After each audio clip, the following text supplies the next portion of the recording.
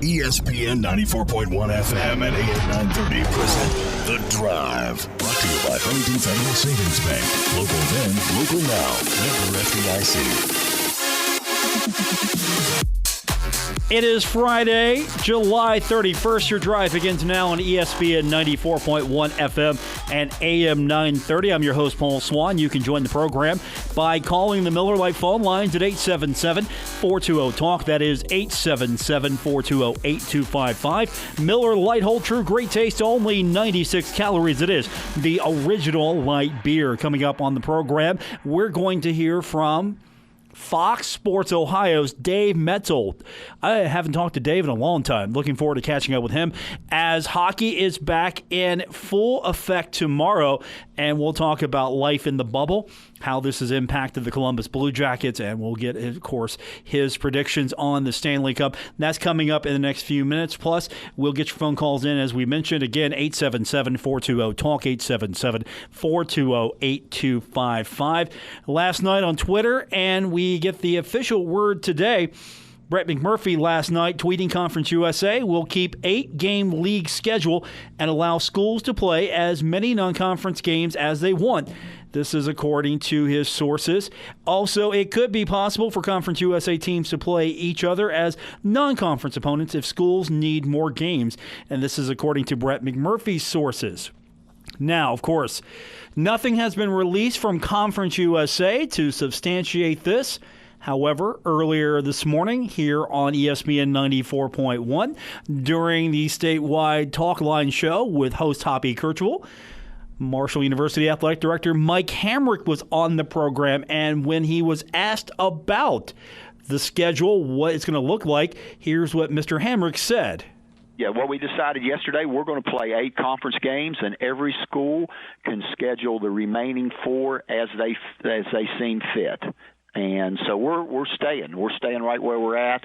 Now, if it gets to the point where I can only find 2 other teams other than our 8 conference games, I can play Conference USA games that would not count as a conference game, as a non-conference game. For example, we don't play UTEP, we don't play San Antonio, we don't play Southern Miss, we don't play North Texas. So there you have it from the voice himself, the athletic director, Marshall University, Mike Hamrick, making the appearance earlier this afternoon on Talk Line on Metro News right here on ESPN 94.1. Conference USA, it's official. It hasn't been released from the league, and we haven't seen a statement come out from the league, but maybe the league feels as if they don't need to release a statement because, well, they're not changing anything. The only thing that they are allowing is conference schools to be able to play as non-conference opponents if the schedule dictates. Now, that means there might be some availability on the schedule or maybe not. When specifically asked about the ECU game, here's Mike Hamrick's response. Yes. Spoke with East Carolina yesterday, the 29th. They started practice this morning. We started practice week 0, so we get to start a week before everyone else who plays on the 5th. So the game is on as we speak, and so I don't have to say this 100 times. I want to preference everything by saying as we speak at this moment. The big question is, of course, the Pitt game. The ACC coming out with the announcement that the schedule will be 10 conference games and a +1 model in which games outside of conference will be allowed as long as those games are played in the host institution or the member institution's state. So, for example, Pennsylvania would have to be the site of any game between Marshall and Pitt if that game is to be played. Here's Mike Hamrick's response to the Pitt game still being on. At this point, that is an unknown. As of 10:48 this morning, I have not heard anything from Pitt to tell me that the game is not on. However, I have read the ACC policy that states that they'll play a 10-game only season and will play one other game, but it has to be in that university's home state. So my understanding is Cabell County's not in Pennsylvania. So, but I have not heard anything from Pitt. Very surprising that I've not gotten a call and anything. That could have changed since this morning's program, but still, that's where the Pitt game stands right now. And the game that I have been asking about, questioning, will Boise State make the trip to Huntington? Will Boise State play the Thundering Herd? Mike Hamrick's response. That is on as of 3 days ago. We had a very good conversation with Boise. They want to play. Here's the thing, Hoppy. Yeah. Everybody wants to play. It's not like we don't want to play, but we've got to be able to do it safe. And I think what we're trying to do is we're trying to hold out as long as we can before we make the D-Day decision of if we're going to play or not. And right now, we're going to play. That's Mike Hamrick again this morning on Talk Line. You can hear that every weekday, 10 to noon, right here on ESPN 94.1 FM and AM 930.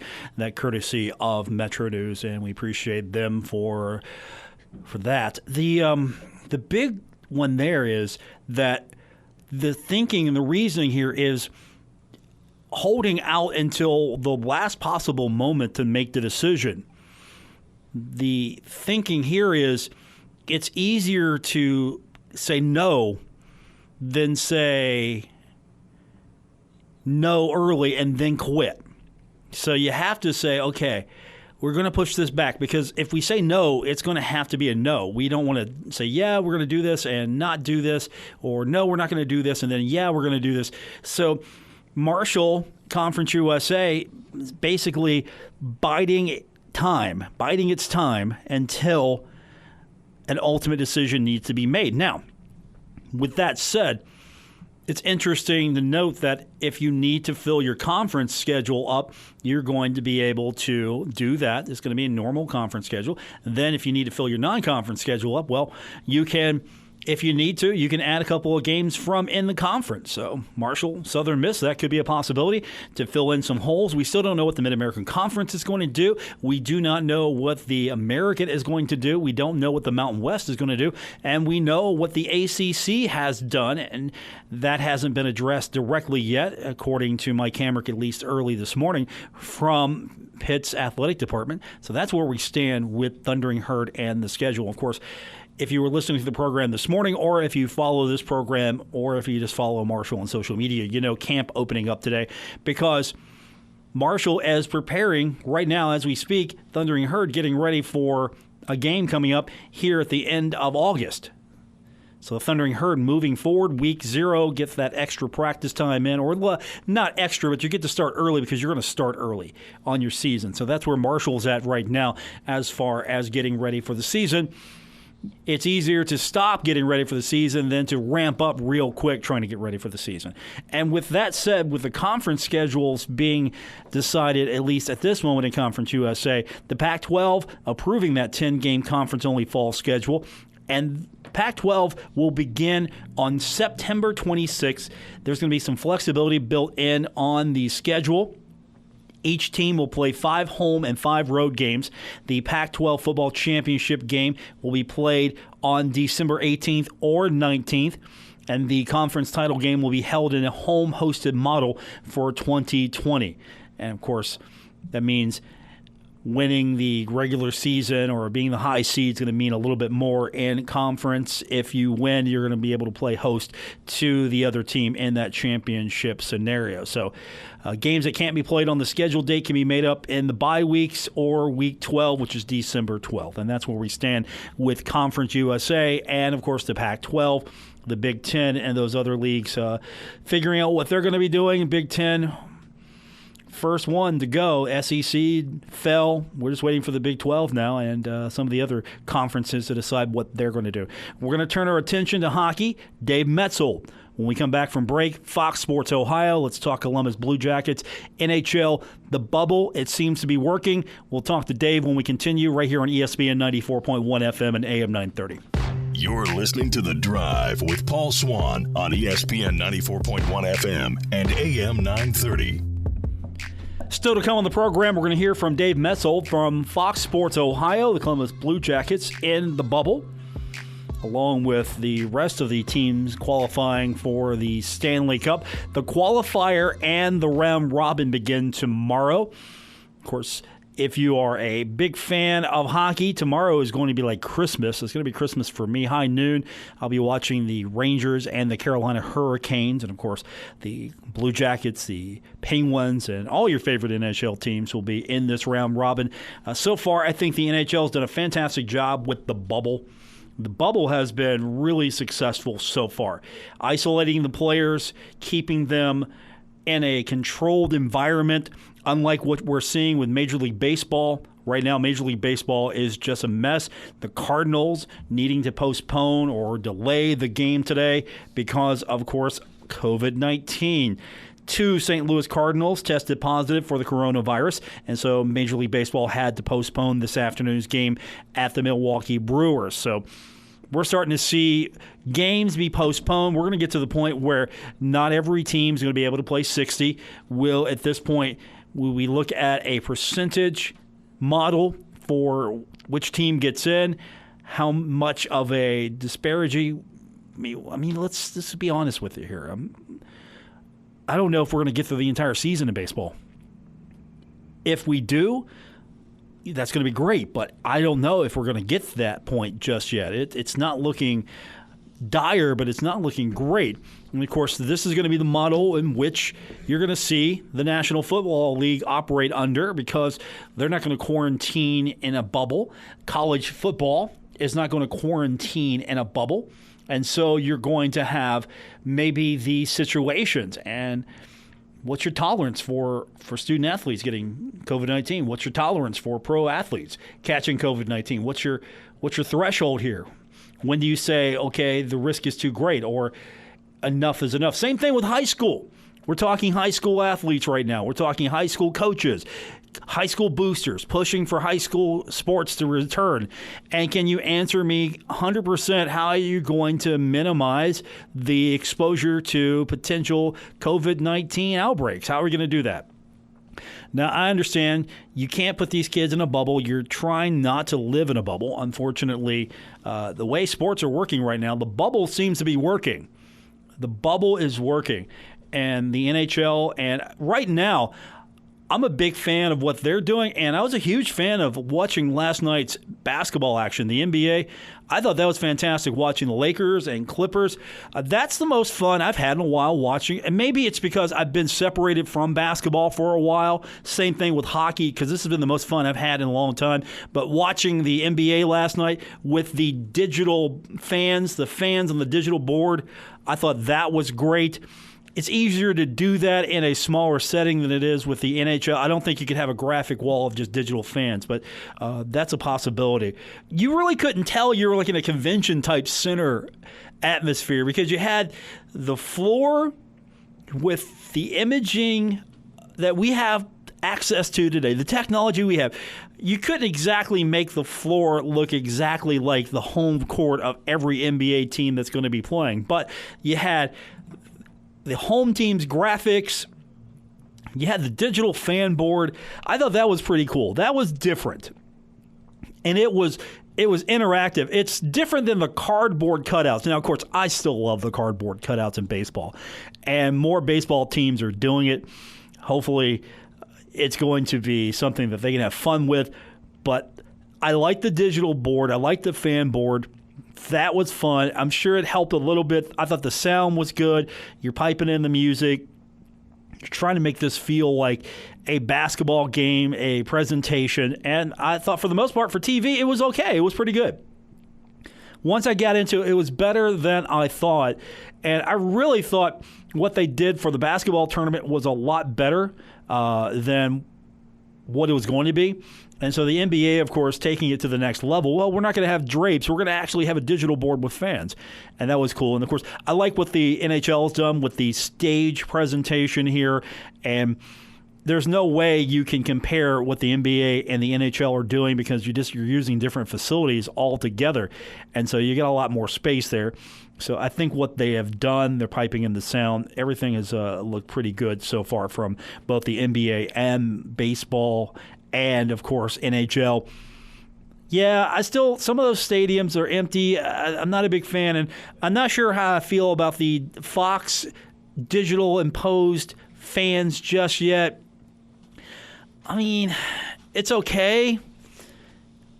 If I didn't know it was, maybe it could fool me if I didn't know, but I know, so I notice it. I'd rather just not have the digital imposed fans. Yeah, of course, the digital fan board is a lot better than the teddy bears.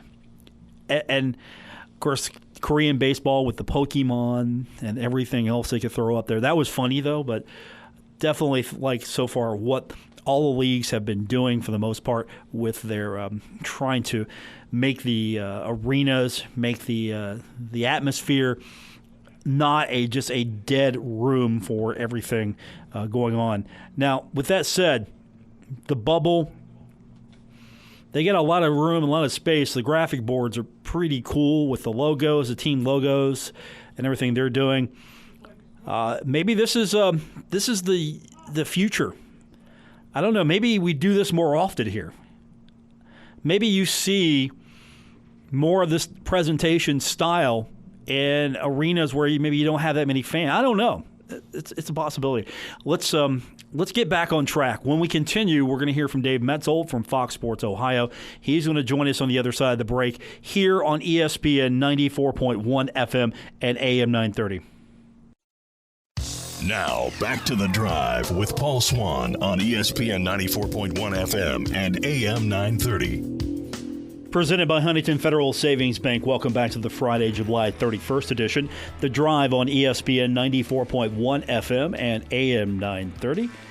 We've been talking a lot about the bubble. We've been talking a lot about the area teams and the bubble. And joining us now to get us updated on what's happening with the Columbus Blue Jackets, Dave Maetzold joins us from Fox Sports Ohio. Of course, you know Dave from his many years here in the Tri-State. Dave, good to talk to you again. Hey, it's great to be on with you. I'm sorry for the little bit of a delay there. I had a little bit of a work thing come up, but great to be with you. When those mistakes happen, we always blame Bill Cornwell for every mistake on this show, so just add it to his list. Let's go back about 25 or 30 years. I also blamed Bill Cornwell for anything that went wrong. That's a good policy. I mean, it's a strong policy. It's usually an accurate policy, and you can't go wrong. Always. It's always Billy's fault. What if the Blue Jackets lose? Is it Billy's fault as well? Yes. In fact, Coach Tortorella acknowledges the fact that every time things go wrong, he says, I'm not sure who this Bill Cornwell guy is, but I'm pretty sure it's his fault. Yeah. He's a smart coach. He knows what he's talking about. So can you get that as a soundbite for me? I mean, sometime in the near future, I'll play it every day. It's a little more difficult in this day of the Zoom interview, but I will do everything I can to make that happen. Dave, definitely. We haven't talked in a while. It's good catching up with you again, and it's been fun, really, because I've been following on Fox Sports Ohio, watching the Blue Jackets. They've had a tremendous season going, and then here we go once again. Something gets in the way, but thankfully the NHL, I think, has been doing it right with the bubble. What's been your impression so far? Actually, you're right. There's been a lot of different ways to approach it. But I think at least to this point, and you got to knock on wood a little bit, but I think at least to this point, the NBA and the NHL appear to have it figured out. You look at the issues that the Major League Baseball is dealing with right now, and you got to wonder if they're going to be able to continue because of the number of positive cases. And so far, with the NHL specifically, 0 positive cases. Again, I want to knock on wood somewhere when that number comes out, but they've seemed to have got it exactly the way they should have it, which is safety first and then go on and play the games. Yesterday, the Blue Jackets in the only exhibition tune-up game, whatever you want to call it, great performance, and we finally get to see what the Blue Jackets would look like on the ice. You cover the Blue Jackets probably closer than most. You've seen them from the beginning. What did they look like to you when watching that? What did you notice? Well, they scored 3 goals in the first period, including a power play goal. And the one knock against this team really for the last 2 or 3 years is they're not an offensive-minded team. They're a defensive-minded team. So for them to come out and score 3 goals in the first period and make those goals stand up was a very important sign that they want to kind of shake the image of of themselves. The other part of it was defensively. That's where they're going to make their bread and butter. That's what really the personality of this team is, and they shut down a very potent Boston Bruins offense last night. And again, it was just an exhibition game, so the intensity wasn't quite what it's going to be on Sunday night, but a pretty good sign that this team is back to its personality. And then you add in a little bit of a goal-scoring punch. Both of those two things combined, I think, add up to what could be a very successful postseason for this team. Did you think maybe Columbus needed to play someone else, some other team, because you see where the NHL has grouped a lot of teams together that make sense, that just don't like each other. And so I'm watching the Rangers and the Islanders, and that was fun. I'm watching Calgary and Edmonton, and that was fun. And did you feel that maybe Columbus needed someone that could just really get their teeth into, or was this just fine, everyone hates Boston? No, I think Boston was a perfect opponent because of what they did to the Blue Jackets last year. If you listen to John Tortorella, really from the moment that Boston series ended last year, all the way through this season, they felt like they were a better team.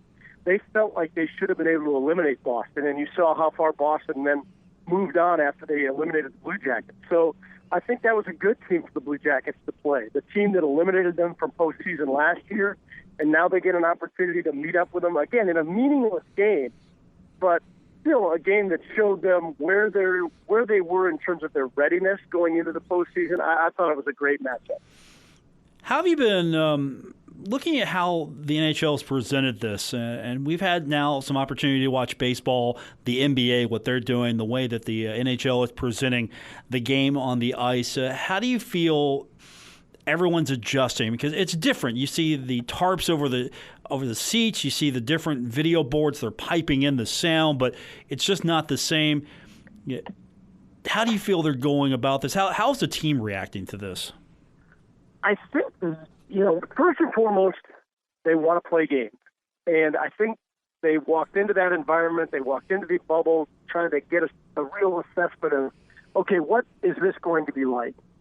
And I think to a man, I have not heard a negative report yet. I've heard players all respond positively to this. And I think that's helped them now move into this period of, okay, there's going to be no fans. It's going to be a different type of a tournament, if you will. And I think all of that has allowed the players to absorb this whole situation and the whole atmosphere in a different way. They know it's different. We all know it's different. It's different for all of us in every aspect of our lives, and it's the same for the players. They just want to play, and whatever it is that has been presented to them has so far been satisfactory to them. Really won't matter where the game's being played. It's for real coming up. You've got Toronto. This is a pretty even matchup, you would think, on paper, but everything's changed. I'm sure Columbus is in a much better position, a lot healthier. What's this matchup look like to you? Well, it's pretty simple, and it almost sounds like an old cliche out of football, right? It's going to be a really good defensive team against a really good offensive team, and can your offense beat our defense? I think that's the way it shapes up. The Jackets have been a defensive-minded team really ever since John Tortorella arrived in Columbus. With the exception of the 2 years when Artemi Panarin was a part of this team, they've never really had an offensive superstar. And that's certainly the case this year. So they know they have to win with defense. They know that they eliminated Tampa in the first round last year with their defensive play. They stifled one of the hottest offensive teams in the National Hockey League. And the parallels are ridiculously similar to this year in terms of what Toronto brings. Toronto's got John Tavares. They've got Austin Matthews. They've got Mitch Marner. They've got just an entire team of offensive-minded players. The Blue Jackets will try to frustrate them with their style. And, the old adage, whether it's football, hockey, or basketball, is defense wins championships, right? So I think they're very confident in that. If they can pump in a few more goals than anybody expects them to, I think that will help them. But I think they're going to try and win throughout this postseason with defense. Speaking of defense, the most important position in net, where do you think Columbus is going? I think they're going to Elvis. I really do. Elvis came in almost exactly midway through the game last night against Boston and did very well. He gave up kind of a quirky goal to David Pasternak. But I believe that Elvis is the guy who has the swagger, the moxie, just the mindset to be a playoff-winning goaltender. If you spend any time around him, you know that he's got an unbelievably dynamic personality. He's got an unbelievable competitive fire that burns all the time, no matter what he's doing. There's a great story from last year where the Blue Jackets goaltending coach, Manny Legacy, went over to see him in Switzerland, and they wanted to play golf. And Manny beat Elvis pretty badly in golf. And the story goes that from that day forward, Elvis went out to play golf so that he could be better. He went to the driving range. He went and played golf because he wanted to be better, because he was so disappointed that he was beaten so badly by his goaltending coach. That speaks to his competitive fire. He hates to lose. And that's the kind of goaltender you want to have, especially in the postseason. With this being a 5-game series, Dave, it's a little different. You don't have much room for error. If there is a crushing defeat early, will coaches be a little bit more willing to make that quick change or ride a goaltender? You got to get hot quick, because if you don't, you're done in 5 or sooner. I think it depends upon how you lose those games. If you lose a game 6-1, well, then you got to look at the goaltender. If you lose a game 3-2, then you probably don't make a drastic change like that. So let's watch very closely what happens in Game 1 on Sunday night and how it plays out. Obviously, we all want the Blue Jackets to win, but if they don't win that game, how they lose it will have a big impact on what the coaching staff does and what changes they might make going into Game 2. I got a feeling you have to ride with a goaltender that you go with in Game 1 unless he gets embarrassed badly. If it's, like I said, if it's a 4 or 5 goal difference, okay, then maybe you got to go to the other guy. But if he hangs in and makes some great saves and it's a close game, then I would stay with that goaltender in Game 2 and see if you can get just a little more offensive production out of your guys up front. Dave, watching lots of exhibition hockey over the last few days, it's been like Christmas for me, and Saturday is going to be no different. What have you seen from the other teams, or specifically from Toronto, when watching all this action? What stood out to you? Well, really, teams trying to find their game as quick as possible. And I'm not sure through these exhibition games that you can gauge a whole lot on which teams have gotten to the point where they need to be in terms of intensity, in terms of creating the type of chaos that needs to be created at playoff time. I don't know if you're going to have a good gauge on that coming out of these exhibition games. I did the intermissions yesterday with Jean-Luc Grandpierre, and his reaction was, look, this is not the intensity of playoff hockey. So we have seen some teams, and the Blue Jackets are a perfect example, that were beat up with injuries, and they get some players back. And it's great to see guys like Seth Jones back on the ice, Cam Atkinson and Oliver Bjorkstrand. But are they at that level that they need to be at yet to play playoff hockey for 2 months? I'm not really sure we're going to know until we see the real stuff begin tomorrow. And by that I mean some games are Saturday, some games are Sunday. So I think watch these first games, and in every one of these early games, you're going to get a better idea of what teams' intensity is like as they head into this whole scenario. From Fox Sports Ohio, Dave Maetzold joining us. And you're right, because I was a little worried watching the Islanders-Rangers game the other day. You saw that day everyone's superstars seemed to stand out except for Panarin, for Zibanejad. And each team's going to be a little different. You just don't know when that intensity is going to hit. But Saturday, it's fall for real. So maybe some teams are taking these exhibition games a little lightly, or at least saving themselves. So we just don't know. Right. Right. I mean, look at what happened last night in the third period when Brad Marchand was injured trying to make a check, trying to make a play, a physical play. That's exactly the type of play that teams were trying to avoid in these exhibition games. Yes, you want to play hard. Yes, you want to try to get your structure in place. But by the same token, you also don't want to have a guy get hurt in an exhibition game that's meaningless, and all of a sudden you go into a 5-game series and you're without one of your key players. That was the fine line that most of these teams, well, not most, all of them were riding as they played these exhibition games. Yeah, play hard, try to win, try to get the right vibe going, but by God, don't get anybody hurt. Joining us from Fox Sports Ohio, Dave Maetzold. And of course, we're going to be watching all the games on Fox Sports Ohio, at least when the Blue Jackets are playing. And we're going to have birthday hockey for me. Next week, August 6th, my birthday, there's going to be hockey, probably for the first time I can ever remember. And we know one thing, the Blue Jackets are going to be playing on August 6th. So I win all day. Yeah, that's great. What a great birthday gift for you. Yeah, the Rangers might be playing. I'll be excited for that. The Blue Jackets will definitely be playing. You're playing Toronto, and this is probably the first time playing in Toronto where home ice doesn't necessarily matter. Other than a locker room swap, everybody's on the same footing. I agree with that to a point, except you're talking about Toronto. So I'm in Columbus, Ohio right now. Think about the Ohio State Buckeyes and the way they are treated in Columbus, Ohio. No matter whether they're playing a game or not, they feel the pressure to go and win not just a Big Ten championship, but a national championship almost every year. That's the same pressure for the Toronto Maple Leafs. When they're outside of their arena, they're hearing it from their fans. They're hearing it from the media. They haven't won a Stanley Cup since 1967. That's a long, long time ago. So I think it's almost reverse home ice advantage because they're in their city. They've got all 12 Eastern Conference teams in their city, and they know the pressure is on them to perform. So I think the Blue Jackets could actually exploit that a little bit, the fact that there's no pressure on them.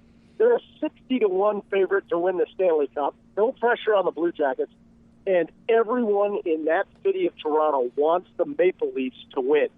Man, that's a little reverse psychology, I understand. But, man, oh, man, there's a lot of pressure on that home team, even though there's no home ice advantage. We're speaking with Dave Maetzold from Fox Sports Ohio. Of course, you know him from his many years here in the Tri-State. And, of course, he's really not that far from us in Columbus. But you're in Columbus now. The Stanley Cup's going to be hoisted in Canada. And there won't be any fans. There'll just be the support staff, the team that hoists the cup. We kicked this around yesterday. I want to get your thoughts on it. Will the sound engineer, they're piping in the artificial fan reaction noise there.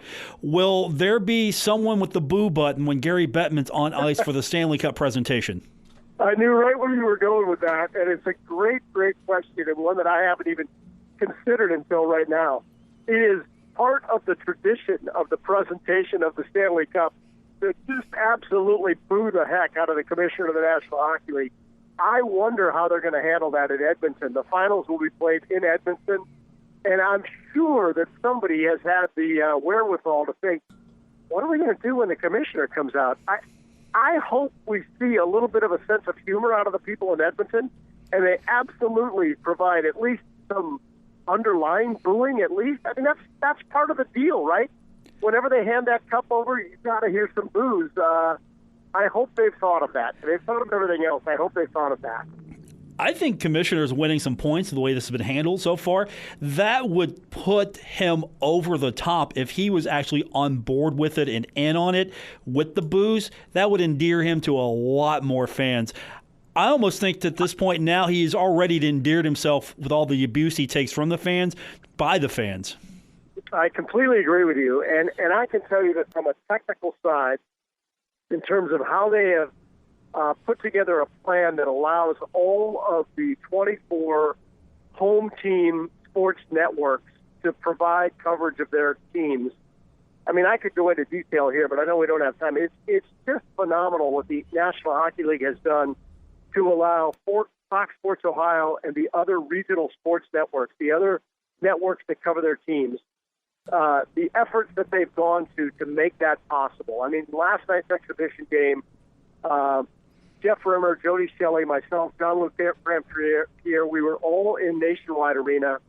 And I think to the average fan at home, you never really would have known had we not mentioned it. It's really an unbelievable undertaking by the league from a production standpoint to make that happen. It really has been impressive.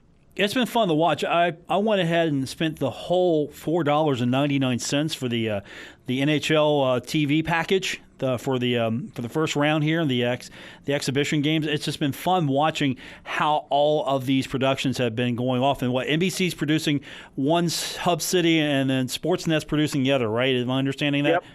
Yep, that is exactly right. And I was on a conference call on Tuesday, and there were 260 people on this Zoom conference call, all broadcasters from all around North America, and the NHL was describing exactly what the bubble was like, exactly what had gone into providing really every single element that you could think of, from pre- and post-game interviews to intermission interviews to the game itself. And it really is a phenomenal job from a technology standpoint and from a manpower standpoint, what they've been able to do.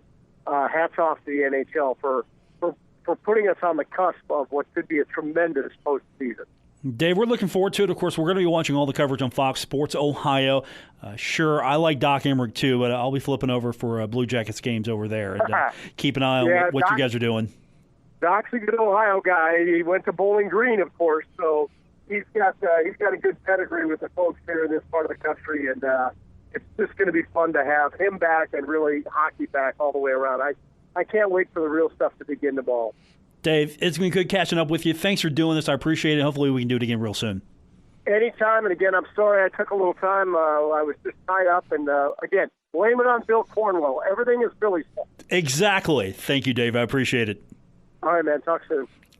Dave Maetzold from Fox Sports Ohio. Quick timeout. We're going to wrap it up here on ESPN 94.1 FM and AM 930. Buckle up. Paul Swann has the wheel on The Drive. ESPN 94.1 FM and AM 930. We're wrapping up today's edition of The Drive here on ESPN 94.1 FM and AM 930. Paul Swann, your host. Our phone lines this hour presented by Miller Lite. Miller Lite, hold true, great taste, only 96 calories, the original light beer. Coming up next week, it'll be Spencer Dupuis and Bill Cornwell. Bill and Spencer will love next week because, of course, we'll have hockey to talk about. We'll have, of course, the New York Rangers. We'll have the Washington Capitals. And, of course, with Bill Cornwell, every team is Bill's team. It's true. Am I wrong, Spencer? Every team's Bill's team. We are not wrong. It's like every single time I see him, it's somebody else. Right? Yeah, it's like, oh, this team did good? Oh, well, I'm a fan.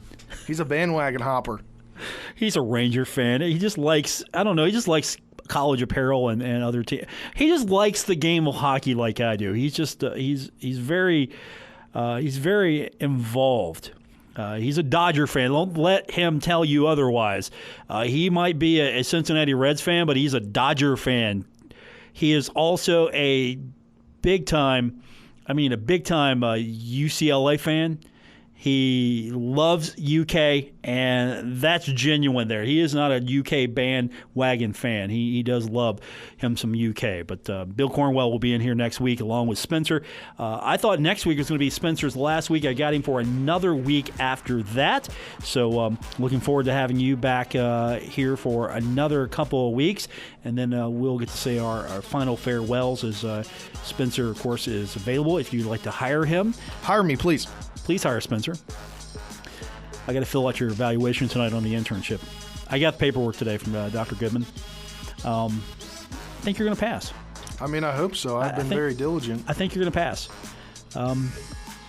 Don't tell Goodman this, but I got to drop I can't give you all fives. She'll know something's up. Oh, yeah. Okay. But you can never do that on anything. You always got to give 1, 4, 3. There's going to be maybe 1, 3 and a couple of 4. So, I think you'll pass. Don't tell Goodman I said that, though. She's not listening. Dr. Bailey's not listening either. We know that never happens. Not at all. Never. No. Thanks for listening. Don't forget, if you missed the show, podcast available at WRVC.com. Thanks for listening. WRVC Huntington, W227BS Huntington, your flagship home of the Marshall Thundering Herd and The Drive with Paul Swann, ESPN 94.1 FM and AM 930.